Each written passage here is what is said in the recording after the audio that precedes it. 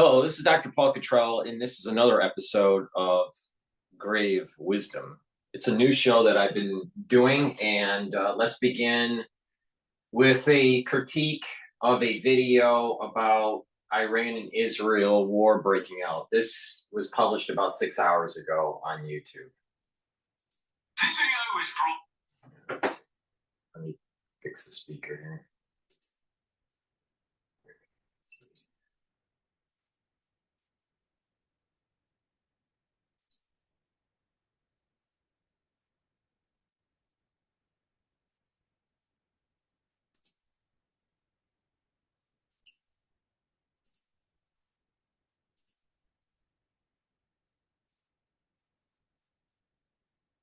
Carrying out an airstrike against a consular building inside the Iranian embassy compound in Damascus, Syria.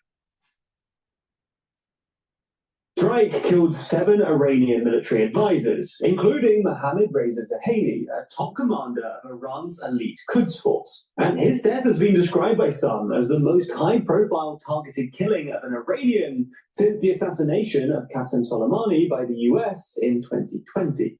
The attack has also been seen as a serious escalation in the wider Iran-Israel struggle, and Iran has vowed to retaliate. So in this video, we're going to explain what happened, why Israel carried out the strike, and how Iran might respond. Before we start, if you haven't already, please consider subscribing and ringing the bell to stay in the loop and be notified when we release new videos. So, before we get... Please go to my store, the-studio-reykjavik.com, and get the health supplements that will improve your immune system and slow down the aging process. In addition, please subscribe to all 6 channels that I have. I have 3 YouTube channels, Brighteon, Bitchute, and Rumble. Also follow me on X and GETTR and on Facebook. All the links are in the description of this video. Recent events. Let's start with a bit of history. It's hard to imagine today, but Iran and Israel actually used to be pretty good mates. Until the Islamic Revolution in 1979, Iran and Israel were sort of strategic allies with a set of shared geopolitical interests. In the 60s, they were both worried about the Soviet Union's growing influence in the Middle East and the emergence of an Arab nationalism fronted by Egypt's President Abdel Nasser. And good relations with Iran were especially important for Israel because Iran was Israel's largest supplier of oil at the time. But while official relations were suspended after the 1979 Islamic Revolution, the Israel-Iran relationship didn't properly die until the 1990s. And that's for 2 reasons. Firstly, there was a continued strategic rationale behind it, especially once Iraq invaded Iran in the early 80s. At the time, Saddam Hussein's Iraq was probably Israel's main regional rival, so Israel secretly supported Iran in an attempt to undermine Iraq. Secondly, the Israelis were always optimistic that the Ayatollah's regime would collapse. As late as 1987, the then defense minister and future prime minister, Yitzhak Rabin, said that Iran is Israel's best friend, and we do not intend to change our position in relation to Tehran, because Khomeini's regime will not last forever. However, once it became clear that the Ayatollahs were here to stay and Iran emerged out of the Iran-Iraq conflict stronger than ever, Iran and Israel quickly became geopolitical nemesis, and that's how things have been ever since. So let's return back to the... Hey, I'm Jordan. I helped this guy get into Yale last year. He had pretty bad grades and a bad SAT score, at least by Yale. So let's return back to the current day. Israel's authorities generally tend not to publicly discuss Israel's actions in Syria. And in response to a question about Monday's airstrike, an Israeli military spokesperson said, "We do not comment on reports in the foreign media." However, the New York Times cites 4 anonymous Israeli officials who confirmed that Israel was behind the attack. Additionally, a spokesperson did tell CNN that Israel believes the target was a, quote, a military building of the Quds forces, disguised as a civilian building in Damascus, adding that according to our intelligence, this is no consulate, and this is no embassy. Following the airstrike, Syria's foreign and interior ministers visited the site, saying we strongly condemn this atrocious terrorist attack that targeted the Iranian consulate building in Damascus and killed a number of innocents. On top of this, Iran's foreign minister called it a violation of all international obligations and conventions, while a foreign ministry spokesperson said Iran preserves the right to take reciprocal measures and will decide the type of response and punishment against the aggressor. Now, before we get into how Iran might respond to the attack, we're going to explain some of the reasons why Israel may have decided to strike this particular target. Because it's worth pointing out that Israeli strikes against Iranian and Iran-linked military installations in Syria are nothing new. These were taking place way before October 7th and have increased since then. But this latest strike is the first time that Israel has actually hit Iran's embassy compound. Now, the first and most obvious reason for Israel carrying out this strike is that they wanted to eliminate the military commanders in order to do damage to the operational ability of Iran, Israel's main adversary and its regional allies. In fact, since October 7th, Israel has carried out a number of high-profile targeted killings outside of Israel and the Palestinian territories. But beyond this reason, the airstrike could also be seen as an attempt by Israel to test the resolve of Iran and its allies. So far, Iran has not directly intervened in the wider conflict, and exchanges between Israel and Iranian allies have remained relatively contained to tit-for-tat exchanges. By watching Iran's response to this latest strike, though, Israel can better gauge the extent to which Iran is willing or unwilling to involve itself. But as a more cynical explanation, it could also be seen as an attempt to uphold the Israel versus Iran nature of the conflict in order to keep the United States from rolling back its support of Israel. Perhaps more important, though, the domestic issues at play in Israel. We've talked about this in other videos. But that's a good point that he made that I have not mentioned. Because of the stance that the Biden administration has against Israel, in terms of not allowing Israel to go full war on Gaza, all right? So from the Israelis' point of view, especially the Netanyahu administration, they feel as though their hands are tied. But they're also pushing back on the Biden administration, saying that they're going to they need to execute this war and root out Hamas. And they're dug in to the civilian population, and there's going to be collateral damage. And they'll try to prevent it, but it's going to be bad, right? And urban war is the worst kind of war that you want to go through, other than nuclear war or biological war, or chemical, So there's but way up there in terms of conventional warfare is this urban warfare. It's very difficult. So to get back to his point, well, create stir within the northern conflict, into the northern front with Hezbollah, and keep the United States on their tippy toes to funding and supporting Netanyahu. Now, like I said before, this war should have always been dealing with Hamas, Hezbollah, and Iran. And they're all coming from the same soul root, and they all need to be dealt with. So, from that perspective, escalating the war in the northern front, I think, is actually beneficial in the long run for Israel, because it's not kicking the can down the road. It's dealing with the problem. The United States is afraid. And if we have such a powerful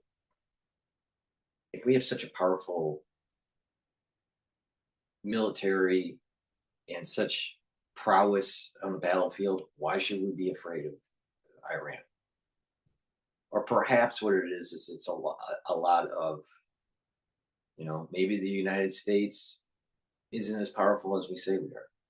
Just like we thought Russia was so powerful, but they're having problems with Ukraine. So perhaps the actual military prowess of the United States is extremely hampered.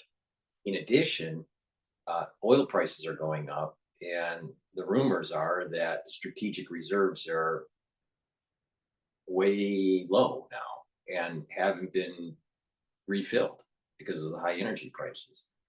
So, thanks to Biden selling oil to the Chinese for economic expedience, and now, in terms of military prowess, we have depleted our oil strategic reserves. Another stupid policy by the Biden administration. Don't trust a Democrat. Don't trust a ultra liberal. Don't trust a stupid communist or a socialist. But this idea of going in and knocking out these leaders, I don't think it's only to keep the United States involved in supporting Israel because Iran might get, more involved. I think it's maybe a dual, there's a dual benefit. You knock out their leaders, Hezbollah becomes less of a problem in the northern front. It might even help with the Houthi issue for the United States.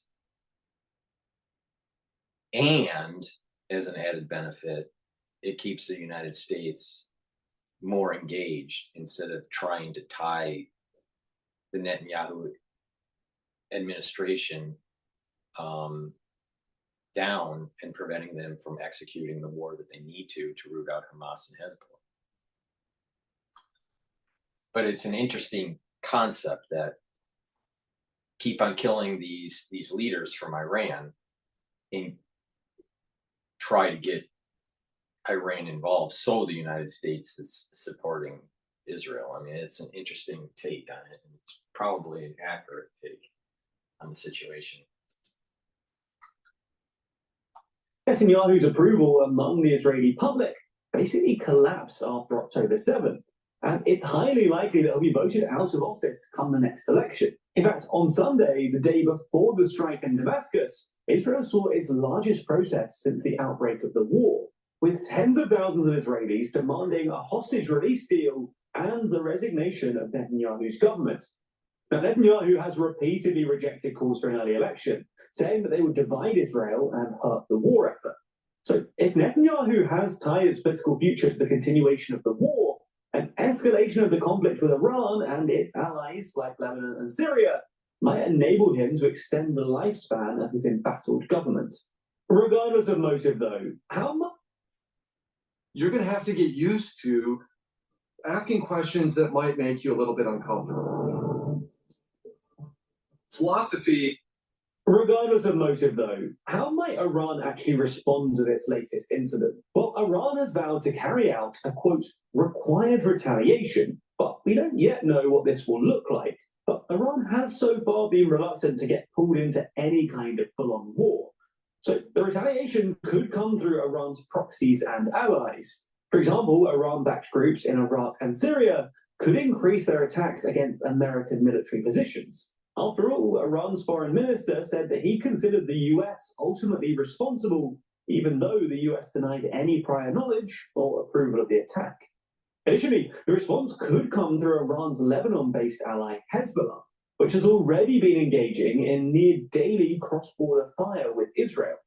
On top of this, Iran could target Israel through other means such as cyber attacks or pursue a diplomatic offensive. For example, it's already called for an urgent UN Security Council meeting on the subject. One potentially...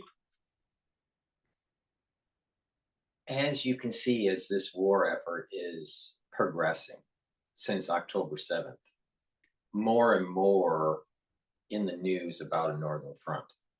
Like I said, Hezbollah, Hamas, and Iran, the military apparatus has to be destroyed. If it's not destroyed, it's kicking the can down the road, and it's going to get a lot worse in the future. On top of it, you have the red heifers that probably are going to be sacrificed this year, and probably soon. Why they're waiting, I don't know. But, so all these things are happening, and it's not just this Netanyahu's trying to stay in office. That's too simple that's too simple of a way of trying to explain what's going on here. There's something much bigger. Now, if Netanyahu gets kicked out because of the liberals in Israel, then it's kicking a full war effort down the road, and it's going to get more bloody. And it doesn't seem to be in coherence with what's going on with the red heifers and the needing to, prepare for building the temple, rebuilding the temple, and, pulling down the Dome of the Rock. So, I think it's much bigger than just Netanyahu trying to survive. Netanyahu's probably the only guy that can execute the war the way it needs to be, where it's not kicking the can down the road again.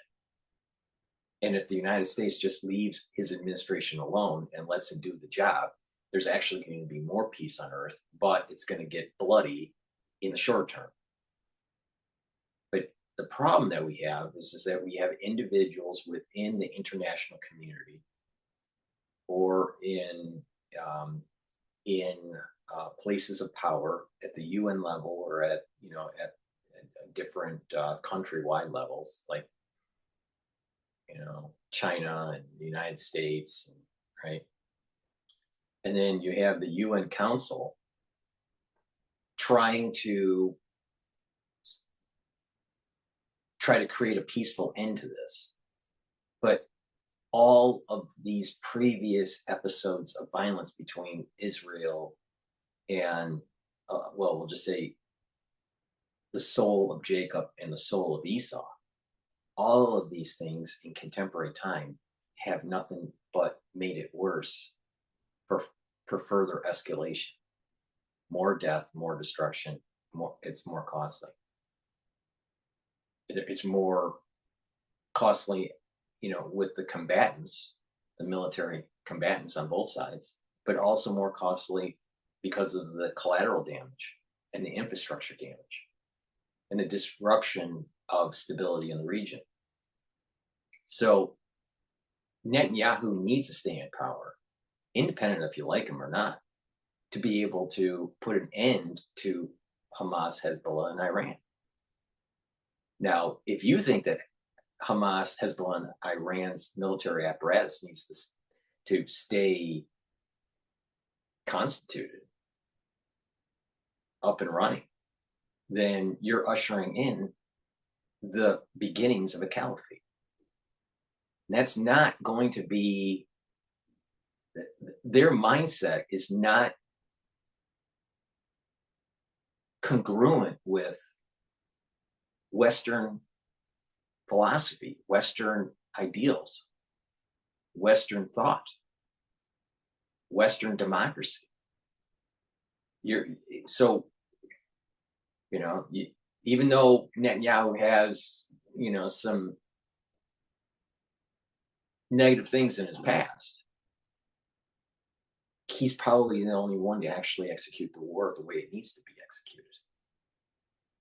So we're going to get a blessing or a curse depending on how this thing is going to be executed. Now, it's looking like the liberals at this moment in time have the upper hand in Israel. And Netanyahu is, fighting a two-front war, right? With the liberals in Israel and with, the crazy Esau, soul of Esau on the battlefield. So, Israel's in a precarious situation right now. But something could happen. What's amazing, if you step back and you look at the full arc of, let's say, Netanyahu or the full arc of Trump, there's moments in time where you think that they're going to be gone, or that there's no way they could politically survive a certain attack or whatever. And then all of a sudden something happens in the world, or something happens that catapults them up to a status where they are surviving. That maybe, and most likely is, some sort of divine intervention to allow for these things to happen. Now, it doesn't mean that, Trump is a great guy, because probably personally he's, there's many faults in his personality, but there's probably also good in his personality. But where we're at for the United States, and probably for the world at large, a person like Donald Trump needs to be in office. Same thing with Netanyahu. His personality isn't, as great as it could be, but he's the right person for the time. And just because people are protesting in Israel about trying to get rid of Netanyahu, and the Biden administration doesn't want Netanyahu because it's hurting their chances at the ballot box in November. So, there was a benefit. Just like this guy said, there was a benefit to maybe knock out some of these generals to keep Iran engaged in the war and allow for the United States to be involved, right?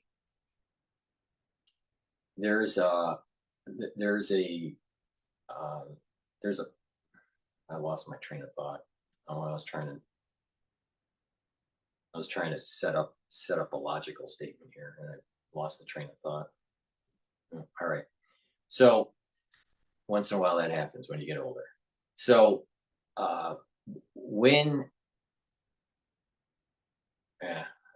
unfortunately I lost it. So the bottom line here is that you have Netanyahu and you have Trump that are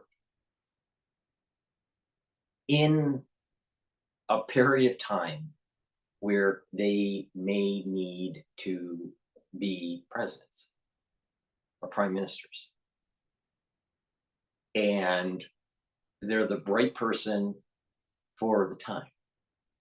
Would George Washington be the right person for our time? Probably not. He was the right person for his time. All right. So, having, the liberals in Israel trying to push out Netanyahu,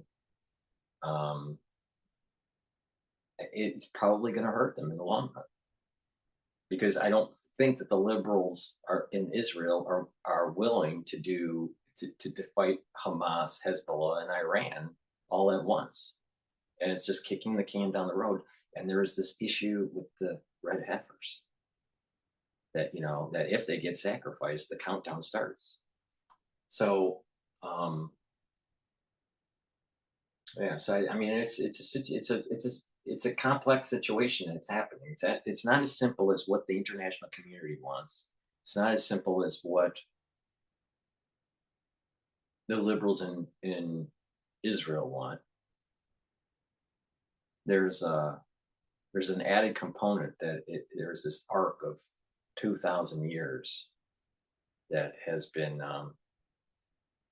evolving, ebbing and flowing, and moving towards. So just because the leaders have problems with their personalities, or you may not like them for whatever reason, it doesn't mean that they're not the right person for the time.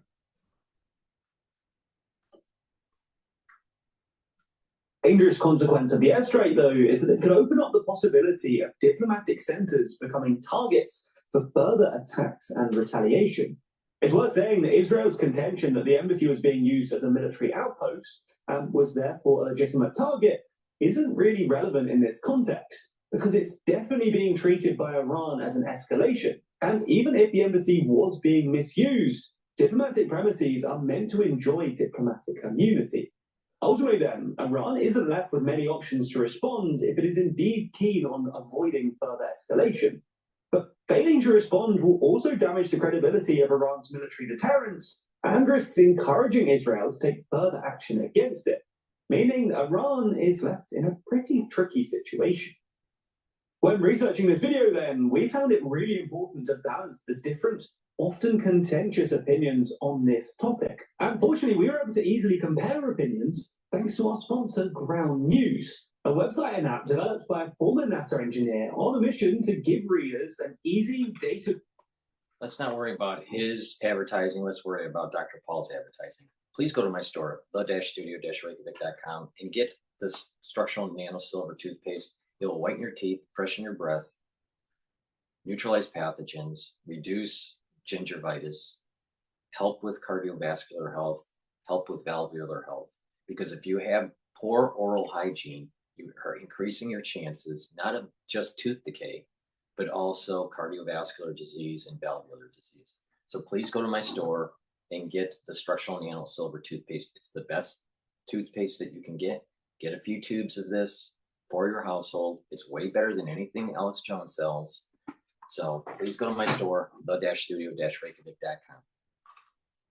Also, I have these applicators. So when you purchase the Max 35 or Max 14 or Silver Solution, you can also purchase these applicators. It's a spray bottle, a nasal spray, and a dropper. So you can easily carry your structural nano silver liquid in a bag for work or if you're just traveling. So please go to my store and get the applicators. I also have a great product that helps to boost up your immune system. It's lignans. It's a powder. You take it every day, and it'll help to boost up your immune system and actually help with your hormonal health. It's for males and females, so please go to my store, the-studio-reykjavik.com, and take this supplement every day to boost up your immune system. It is important to boost up your immune system because in the aftershock of the 2020 crisis that we've had, it's important to get your immune system healthier so you can fight pathogens and you can fight cancer. All right. If you have a poor immune system, cancers are going to increase. There are a lot of people that are not sleeping well. So please go to my store and get the Good Night formula so you can get three cycles of REM sleep. The reason why you need these cycles of REM sleep is for consolidation of memory, to get well rested so you have more energy when you wake up, but also to help to detoxify. If you're chronically not sleeping correctly, you're going to age faster, you're going to have more memory loss, and in addition, you may increase Alzheimer's or other signs of dementia because of the buildup of toxins that are being filtered out during the REM cycle. So please go to the store and get the Good Night formula. It has tryptophan and melatonin in it. Take it every day if you're having problems sleeping, and get back into that cycle. Also, stretch and do a little bit of weight training and a little bit of cardio. Walk, do some balancing exercises, eat properly, drink filtered water. Take the supplements that I've been mentioning, and you're going to start to improve your health, and you're going to start to improve your cognitive function. You're going to start to improve your mobility. And when you do this on a regular basis, you're going to have more vitality. An objective way to read the news. And as such, every story comes with a quick visual breakdown of the political bias, factuality, and ownership of the sources reporting, all backed by ratings from 3 independent news monitoring organizations. For example, take this story about aid to Gaza being paused following an Israeli strike. Right away, you can see that the story has had nearly 200 news outlets reporting on it. And of those 200, 38% lean left, while just 22% lean right. Every story also comes with a detailed view of the bias distribution, factuality scores, and even specific ownership information. And you can also swipe through some of the headlines to get more of a detailed understanding of how reporting might change based on political bias. I especially like their blind spot feature too, which shows you stories underreported by either side of. I've become much better at spotting political bias, and or check out the link in the description to get. All right, so let's go to the Hill. I am very humbly asking if you could chip in $5, $10, or even $25. I know that times could be tough, and they are tough under this horrible president that we have, crooked Joe Biden. So if you can't contribute now, don't even think about it. Don't do it. You got to take care of your family and yourself. I want you to do that first. But with your donation today, we will win back the White House. We will make America great again, greater than ever before. I promise you that. Thank you.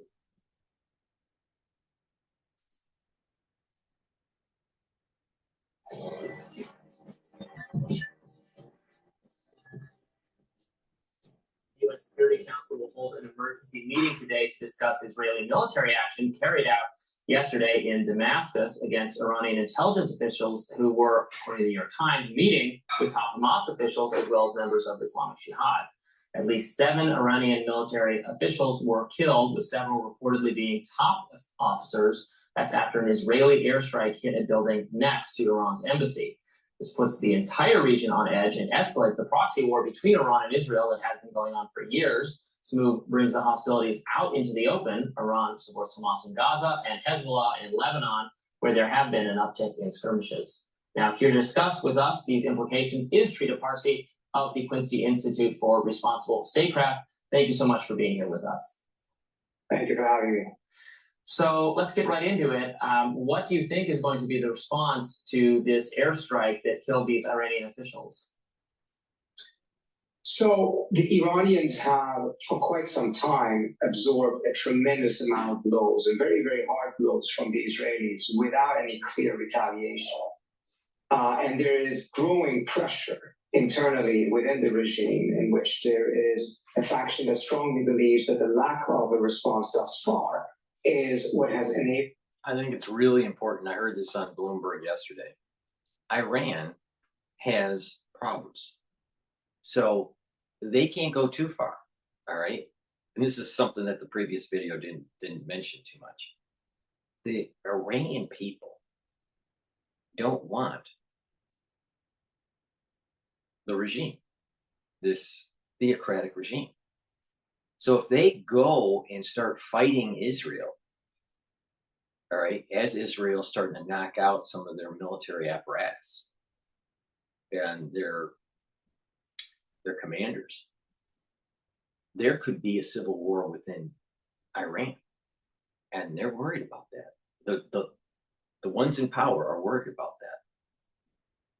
So we may actually see a civil war in Iran. So now you remember what I was saying. It's really important. Remember what I was saying. Knock out the military apparatus and the soul of Esau within Hamas, Hezbollah, and Iran. And what you're going to start to see is that the people are actually going to start moving towards their own liberation. There's going to be a liberation movement in Iran. They're not all together on this. So if the theocrats in Iran had so much power and the people, the average citizen, was on their side, they would have already have made a strike against Israel. But they didn't. Why? One, they're probably not as strong as everyone is saying they are. And two, there is instability within their society. And that should be a leverage point for the United States and for Israel to be able to knock out this, pull out the root of Esau in this whole problem.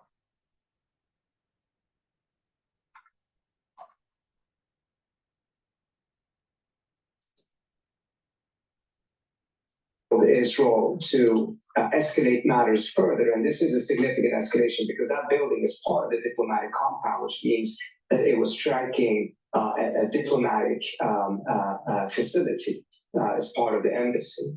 And this is a significant escalation because that is technically Iranian territory. The previous Iranian red line has been to treat attacks by Israel against Iranian or other military officials in Syria or in Lebanon as attacks on Lebanon, attacks on Syria, not attacks on Iran. This time around, that's not going to fly because this is technically Iranian territory. So there's going to be a tremendous amount of pressure. What they can do, however, without further escalating matters into a full-blown war, which clearly the Iranians and Hezbollah does not want. The Biden administration says that it too does not want that, but the Israelis increasingly are saying that they do want a larger confrontation, at least with Hezbollah. That is the trick for them right now, to see how can they try to restore their deterrence, strike back, but not give the Israelis a pretext for a full-scale war. Can you speak to what Biden's response has been to this? And also, can you provide some more context about how sort of irregular this strike was? You've mentioned that it was an attack on a military, on a government, a diplomatic facility, a consulate that is adjacent to an embassy. Perhaps you can provide some analogy that would give us a sense of how sort of irregular that kind of a strike is in world events. So it's diplomatic practice for quite some time, historically, that diplomatic compounds and facilities are off limits, including during war. It is extremely unlikely, unusual for a country to actually target another country's diplomatic facilities. Remember when the United States did so by accident, according to the Clinton administration, hit the Chinese embassy. Remember when I said multiple videos ago that this is not going to be solved by dealing with Westphalian logic and diplomatic, envoys and all this stuff? The Israelis are not fucking around. They are not fucking around. Now, Netanyahu has the problem with the liberals. See, with Iran, their regime is unstable. The people are not for it. So the way they calculate and how they're going to respond in this crisis in the Middle East, even though they went on to BBC and Al Jazeera and all these, these news outlets in October saying there's going to be this, major retaliation as Israel starts to execute the war in Gaza, which other than some of the drones and the Houthis, not much has happened with some rocket firing from the north, but Iran's been pretty quiet. I think a big part of that is that there's instability within the region, within their own country. There's also instability within the country of Israel. So the leadership, the theocratic leadership in Iran and the conservative, the theocratic leadership in Iran is, its power is tenuous. So the way they calculate on how to execute this conflict is problematic because of this instability within their country. But the same thing with Israel. It's a little different though. With Netanyahu, there's a large part of Israel, probably more than half, that or maybe it's about half, but that are liberal, that don't want him. All right. So there's this battle between the conservative and the liberal, or the orthodox and the ultra liberal, however you want to divide it out. But I think it's best to try to use it in terms of conservative and liberal. All right. But because of what happened on October 7th, there are many Israelis, that other 50% part of the, that are conservative and part of that 50% that is liberal, all right, that want to get the job done. So Israel's not fucking around. So, and you can kind of see this partially with how the Biden administration, with Kirby and Blinken, trying to talk to the Israelis to try to calm down and slow down this aggressive effort in Gaza. But the Israelis are saying, you know what? We're not, this 50% that's conservative is saying enough is enough. There are no rules anymore. We're getting it done, and there's going to be a lot of collateral damage. And if we see a target that is, let's say, a general that is helping, that's, let's say, Iranian, that's helping Hamas or Hezbollah, we're going to knock them out. It doesn't matter where they are. I think that's the right approach. And I'm be shocked that if the United States didn't do something very similar, if the United States was in similar circumstances. See, they hide within their population. And then you have the generals hiding in embassies. Why is the general hiding in embassies? Do we have generals in our embassies hiding? I thought they're at the Pentagon or at the, some sort of headquarters, by a battlefield or at a base somewhere. Why are they at an embassy? They hide. And so that's how they're protected. They're not dumb. The Iranians aren't dumb. But the Israelis are fed up with it. And so this Westphalian logic, trying to figure it all out and to calm it down, it's not going to happen. It's not going to happen. It's this, I keep on saying this, it's the soul root between Jacob and Esau. And one of the two brothers, one of the two twins has to kill the other at a metaphysical soul root level. And the manifestation that we see with that soul root is of Esau is Hamas, Hezbollah, and Iran, the theocratic part apparatus of Iran. And in Serbia. The other example, of course, ironically, is when the Iranian students took the American embassy in 1979 and held 52 American diplomats hostage for 444 days.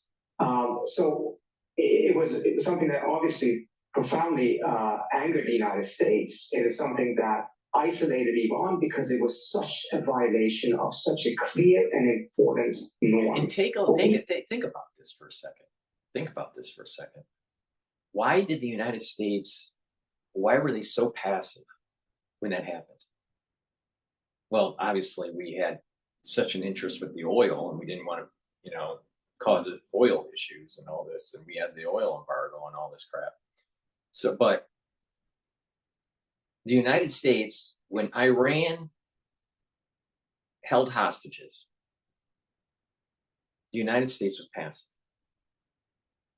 All right. But when something similar happens to Israel, they have a tendency to just like, okay, you want to go down this road? There are no rules. We're going to kill you. All right. So, perfect example is the movie Munich by Spielberg, dealing with the 1972 killing of Israeli Olympic members, and how Mossad went out and hunted them down. All right.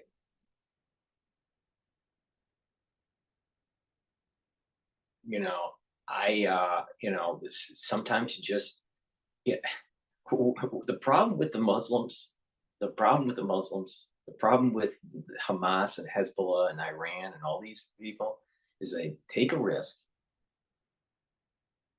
they lose at the poker table, and then they want the international community to feel bad for them so they can get back to where they were, or maybe even more, through some sort of sympathy because they lost. So in other words, what they want to do is they want to privatize the gains. Sounds like bankers in New York. Privatize the gains and socialize the losses.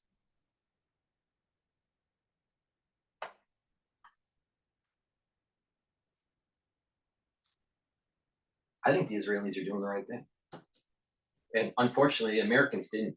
Seen from the Israelis in the last 6 months, in my estimation, is a systematic and deliberate effort to actually destroy a lot of these norms, or at a minimum, hollow them out so much so that the Israelis can position themselves above those norms and be untouchable, essentially, a new normal in which it will not be held to those same norms. Because we have seen a systematic effort to undermine these norms. Everything from using forced starvation as a weapon of war, which is a war crime, to the attacks against hospitals, which of course in the beginning they denied, and now they're bragging about. They have bombed every single hospital in Gaza. They have even gone inside of hospitals to assassinate patients there. To the torturing of UN staff. I mean, these are unheard things. Has never really happened before. And I think it's of such a scale and so systematic that it's difficult to presume that it's just part of their war efforts and not part of the larger objective. And that objective, I think, would be to actually start destroying some of these norms that guide the laws of war. Is there a risk of this? I mean, Jesus, is this becoming World War III or something? I mean, the U.S.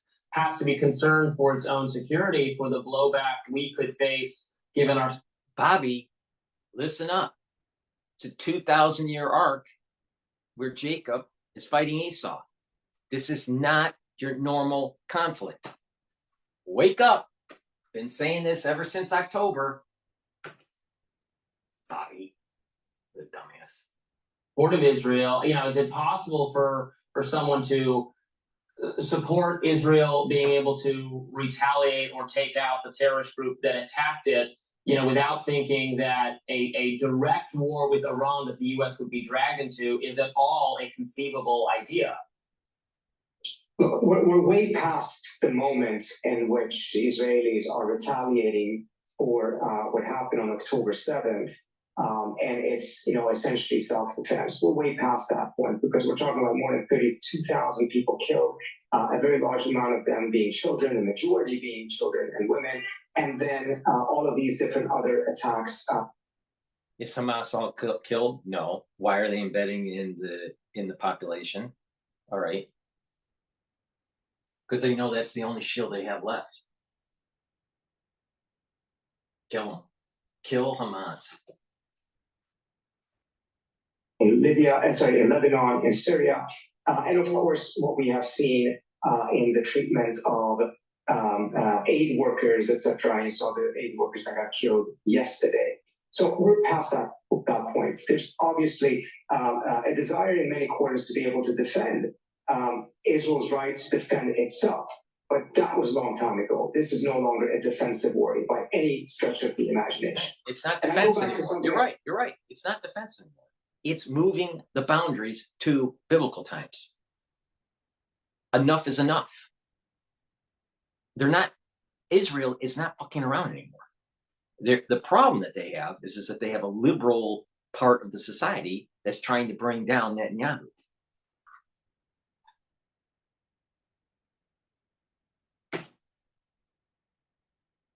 On your show many times because you're pointing in that direction. I think you're absolutely correct in doing so.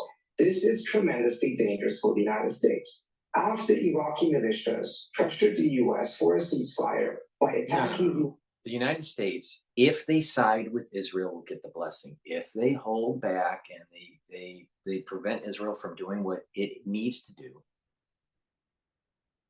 at a metaphysical level, the United States is going to get cursed. Independent if they go to war with Iran or not. The United States, it's very clear, the United States soul root is mostly aligned with Jacob. So the blessing, the power of that blessing is going to be will be stronger. But if they don't want that connection, that transmission, if the United States doesn't back Israel, the United States will get cursed in this. Fuck it. Just take them out. Take them out now. Facilities and bases. So did Syrian militias. So did the Houthis. The Biden administration chose not to push for a ceasefire, but instead escalated and started targeting a lot of those different militias, killing quite a few of them. They also put pressure on the Iranians. The Iranians put pressure on the Iraqi militias because the Iranians don't want a larger war. For 6 weeks, there's not been a single attack by the Iraqi militias against the United States. The Houthis have continued to do what they do because they are by no means as close to Iran as the U.S. narrative about them has portrayed in that message. But now we're risking a situation in which, going back to your earlier question, what will the Iranians do? that the Iraqi militias may start attacking US troops. Again, as a result of what the Israelis have done. The Iranians sent a message to the US through the Swiss immediately after that attack. I suspect what they're signaling is that they're holding the US responsible for what Israel does just as much as the US holds Iran responsible for what the Iraqi militias do. And by that, essentially, are signaling that they may be breaking the truce that has existed now for 6 weeks between the Iraqi militias, Iraq, and the US. If that happens, then yes, we will get much closer towards a larger war. The Biden administration's response will likely be to escalate matters further. And it will also show that the Israelis, by attacking the Iranian consulate in Damascus, put a target on the backs of American soldiers at the region. Dr. Parsi, I don't want the killing of the 7 aid workers to just. So don't let something that's supposed to happen because we're worried about soldiers on the American side. See what I mean? Americans need to take risks. Americans need to back this larger arc, hundreds of years, couple thousand-year arc between Jacob and Esau. And if we don't align where our soul really aligns to, and we're too worried about taking risks in stabilizing the region, long term, it's only going to get worse. And there's going to be a curse, and it's going to go unconventional, and there's going to be a lot of problems with biologics and radiologics and chemical and all this stuff.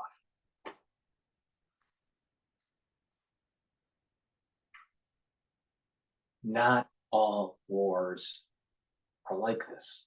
This is different. This is different. And Iran's theocracy needs to be toppled. As a food note, these were workers with the World Central Kitchen. The World Kitchen was operating to bring direly needed food into the war zone. Founder Chef Jose Andres, who has operated in Ukraine, Haiti, and myriad other conflict areas, says that the killing was targeted.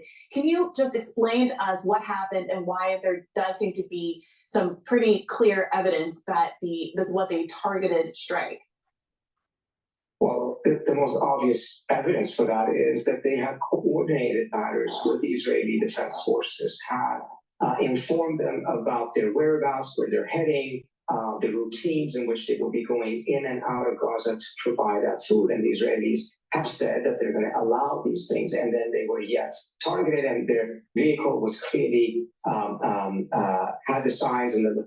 So you have an F-35, I think it was an F-35 that they used. So you have an F-35 up in the sky, all right? Most likely they're not going to be able to see the flag that they had on the roof of these cars that high up. And it was probably, when we don't know for sure, but my gut feeling is that it was poor communication on the Israeli side. And those fighter pilots didn't know about the corridor, the safe corridor. That's what I think happened. It was, and it's a tragedy, but all wars have this. All wars have this. The United States did tons of this kind of stuff when we were in the Middle East, post 9/11. These things happen, unfortunately, and it's a tragedy. But the thing is, it's also a tragedy of all the collateral damage that's happening. But that's different than having your soldiers embed in the population on purpose so their enemy cannot easily get to them.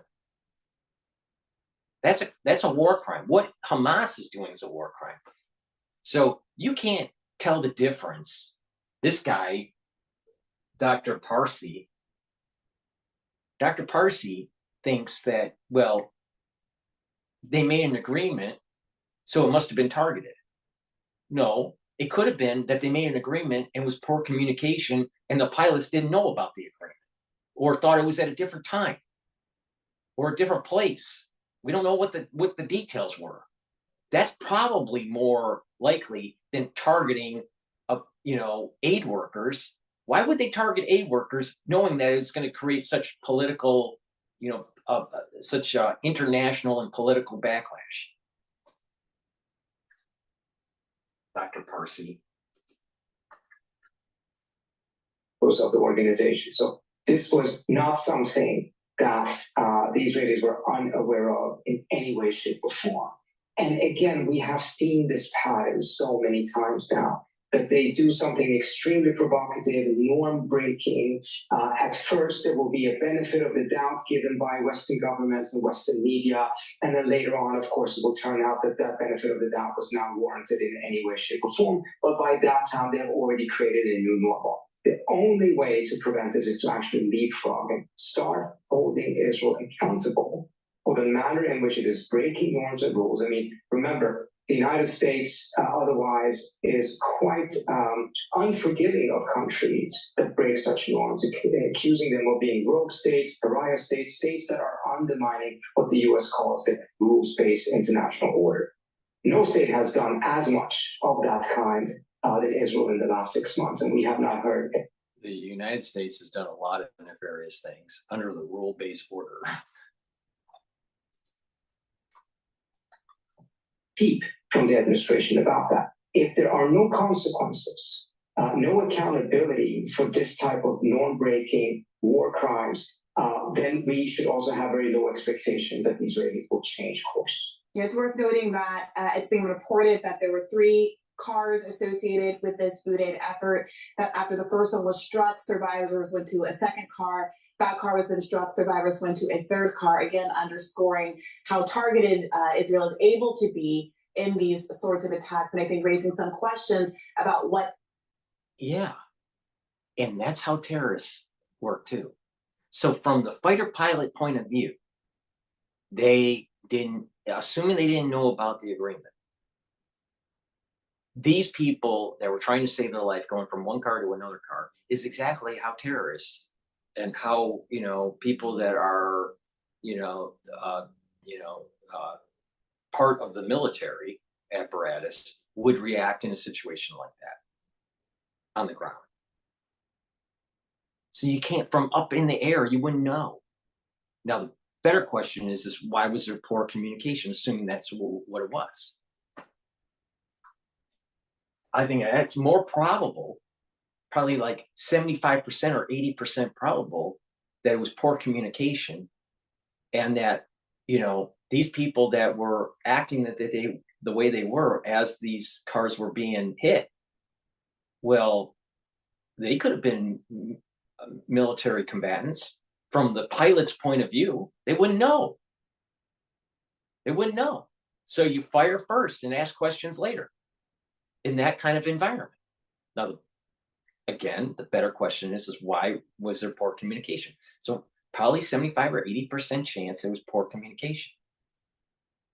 There's probably a 20% chance that it was on purpose and they just are fed up.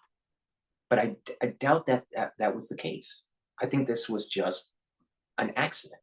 Now, with the collateral damage, they try to reach out to these people, get out of the way, we're going to hit.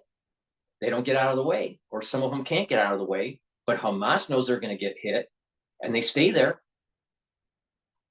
And they want the collateral damage to get the sympathy from the international community.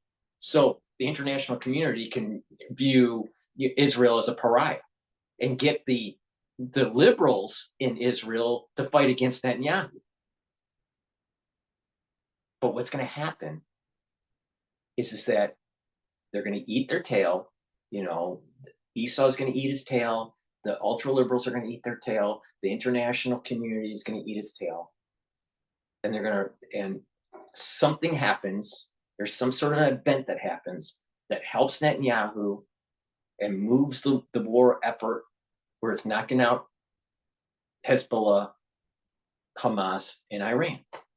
How that happens, I don't know. But watching this since October 7th, you see these points in time where there seems to be an intervention that takes place that puts a curse on one combatant and puts a blessing on another on the opposite side. But this goes back and forth. So right now, there's a little bit of a curse on Israel with this mistake that happened. Why that curse is happening, I'm not really sure. Maybe it's the infighting within Israel. But that curse ends up turning into a blessing in a strange way because the international community is so focused on a mistake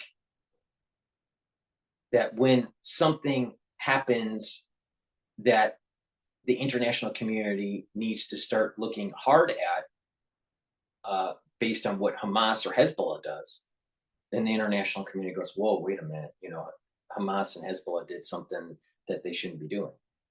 That hasn't emerged yet from this event.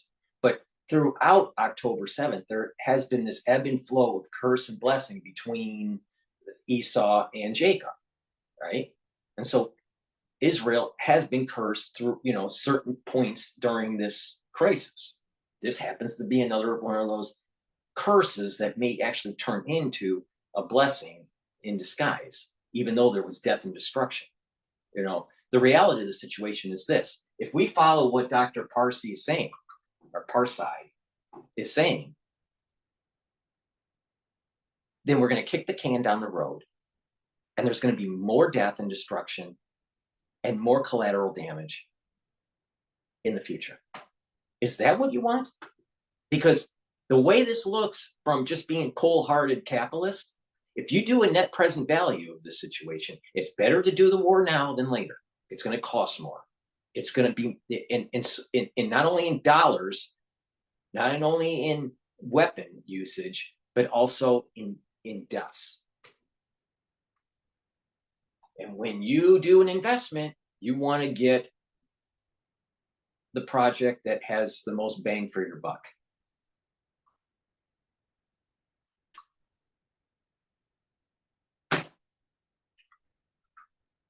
It means for so many civilians to have been killed when they have the ability to be so precise with their attacks. Just on the accountability if point, I could just make one please. quick point on that as well, which is to just support what you just said, because it also shows that the Israelis had some very significant and quite impressive intelligence, knowing that the Iranian military officials were meeting in that building, that diplomatic compound in Damascus with those other individuals from Islamic Jihad, etc. It takes a tremendous amount of very precise intelligence to know that. They also managed to strike that building alone, even though it is squeezed between the Iranian and the Canadian embassies. So the Israeli ability to be able to have excellent intelligence and act in a very targeted way was shown just hours before or after the killing of the aid workers. And again, that further undermines any credibility from the Israeli side to say that this was a mistake or that they didn't know what they were doing. Just to your point earlier about accountability, there were several foreign nationals represented among the 7 aid workers that were killed, including someone with dual American-Canadian citizenship, someone from Poland and other places around the world. What kind of response have we seen or do we expect from the countries, from the people that represented the people that were killed there, including the United States?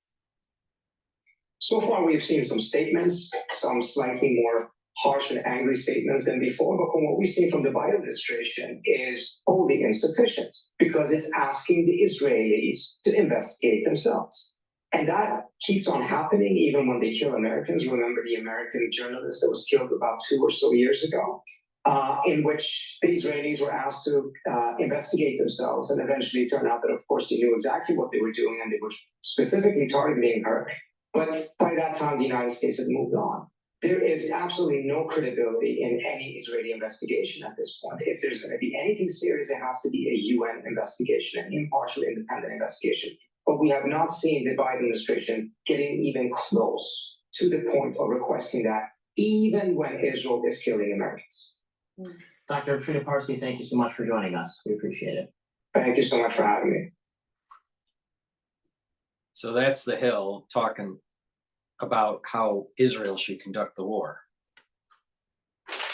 Please go to my store, the-studio-reykjavik.com, because we're going into the spring season and we're going to hear a lot of conversations from Dr. Parsi and people like him that may irritate your throat. while you're screaming at your TV. So the best way to soothe a sore throat is to take the structural nanosilver lozenges and drops. I have Manuka honey lozenges in a 21 count. I have blueberry and honey and lemon drops in a 100 count. And I also have, which is a very popular item, elderberry zinc 21 count lozenges. So please go to the store and get the structural nanosilver lozenges and drops. It'll soothe your throat, it'll neutralize pathogens, and it will help to kind of mitigate the spring season where you're getting the pollen and these antigens as you're outside. So please take my advice. This is a great way to boost up your immune system and try to fight that spring season if you have allergies. So please go to the store and stock up for your family the structural nanosilver lozenges and drops. I also have C60, which is a very strong antioxidant. I have it in coconut oil and in avocado oil. This one is a 2-ounce coconut oil, and it has a dropper. So you take a dropper of this, or you can take a teaspoon of it a day. You do that every day, and what you're going to notice is that you're going to have your energy is going to go up, your cellular health is going to improve because it's neutralizing the free radicals in those cells. In addition, your mitochondria is going to start to improve, and your energy will go up. So please go to the store, get the 2-ounce, the 4-ounce, or the 8-ounce configuration I have. Take a full dropper of this or a teaspoon of it a day, and you will start to slow down your aging process. If you're having an ailment, all right, and that you're taking C60 to try to help with that ailment, take a tablespoon of it a day, all right? And if you work out, even if you don't work out, take it on an empty stomach. It gets the best absorption. But if you're working out, take it before you work out, because you'll notice that after your workout, you'll actually recover faster because it's neutralizing the free radicals that you created during your workout. So please take my advice. What I'm saying works. So go to the store, the-studio-reykjavik.com, and get the C60 that I offer in the 2-ounce, the 4-ounce, or the 8-ounce configuration in coconut or in avocado oil. Now, let's see what Cash Jordan has to say, because you know what? Why not? New York's going to hell.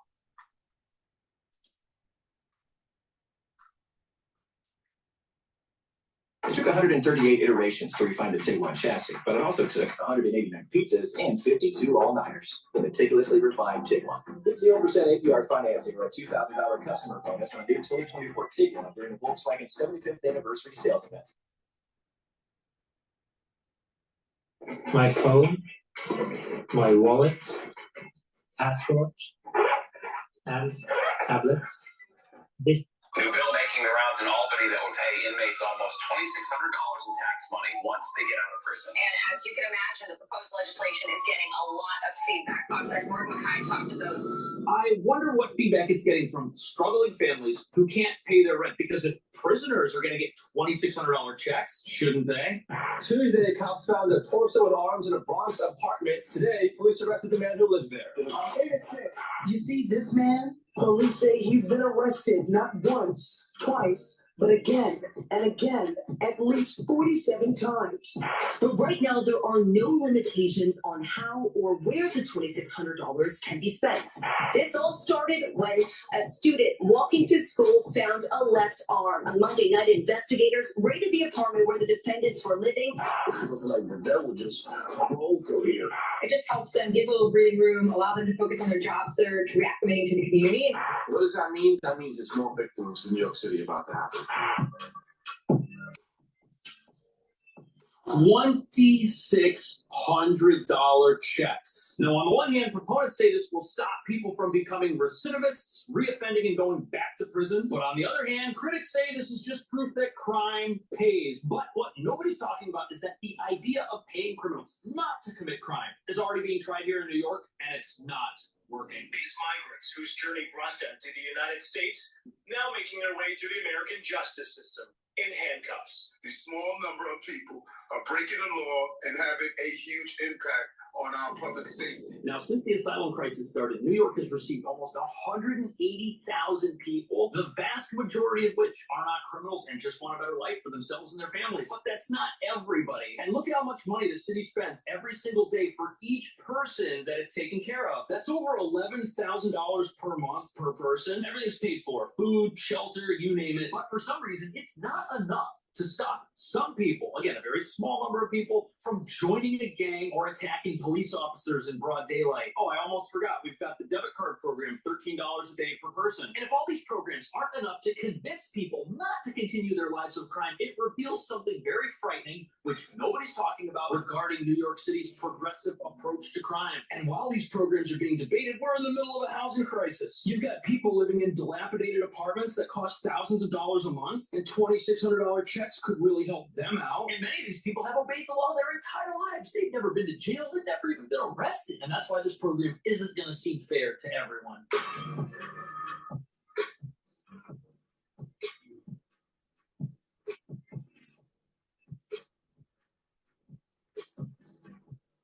This here is called the Tombs. It's a local jail, and they're doing some sort of renovation. If only the city were using these 4 excavators to build affordable housing. And by renovation project, I mean total teardown. They're getting rid of this facility. But what better place to talk about the fairness of a program that's going to pay people for being incarcerated? Because in order to understand why some lawmakers think it's a good idea to pay prisoners $2,600 checks, we've got to put ourselves in the shoes of those people to think about what they go through once they're released from a detention facility. And we've also got to remember that there are some people who have been very successful after prison, totally reforming and transforming their lives. And unfortunately, as we'll soon see, people who went to prison, came out, were very successful, and then...